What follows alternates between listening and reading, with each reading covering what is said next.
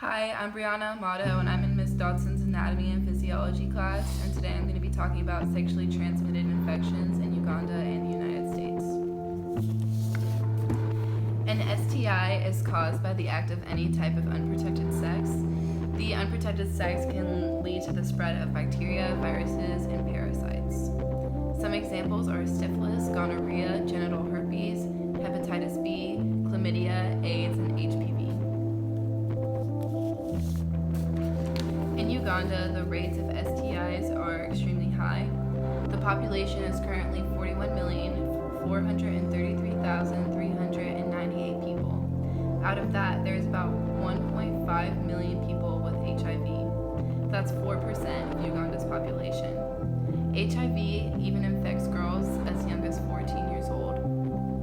From 2005 to 2013, the rates of HIV have risen 21%.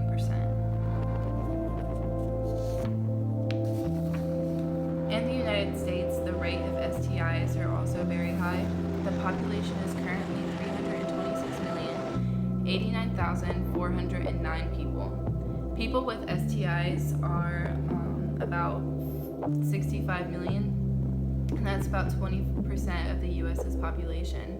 People with HIV are 1.2 million, and that's only 0.37% of the population compared to 4% of Uganda's population.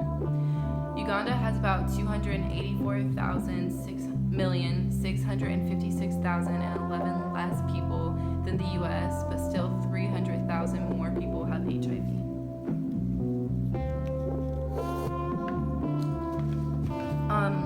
The main causes for STIs and HIVs is human trafficking. Uganda women and children are sold in cattle markets. Pakistani, Indian, and Chinese women are trafficked to Uganda, and there's a lack of comprehensive anti-trafficking laws until 2012. A girl of any age has to fear being trafficked.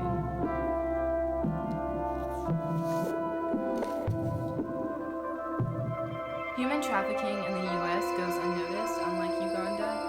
The government in Uganda is trying to raise awareness for the epidemic, where the United States isn't.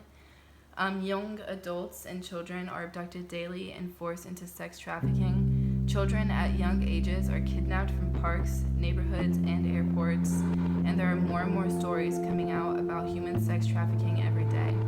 14% of human trafficking people are younger than 14 years old.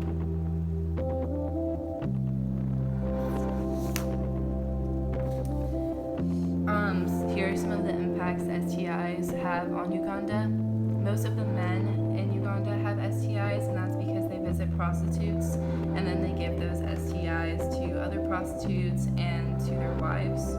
The epidemic is so large because sex workers are spreading the viruses more than anyone else. The girls live in constant fear of being raped and then catching an STI, and the life of a woman is completely different after catching an STI because then they can't have children because there is fear of a deformity, and then being a young girl growing up with an STI, it's difficult to find a husband. The impact of STIs in the United States. Most teenagers have an STI, and that is because it's common for unprotected sex to be pushed. Many STIs stay with you for your whole life, so then it's more difficult for women to have children because there's fear of deformities. It causes millions of tax dollars to be wasted on anti-STD campaigns. HPV eventually causes cervical cancer, so HPV, AIDS, they're both eventually ending lives a lot sooner than they would be ending. And 80% of sexually active people will have an STD at some point. HPV is actually so common that almost all sexually active people will get it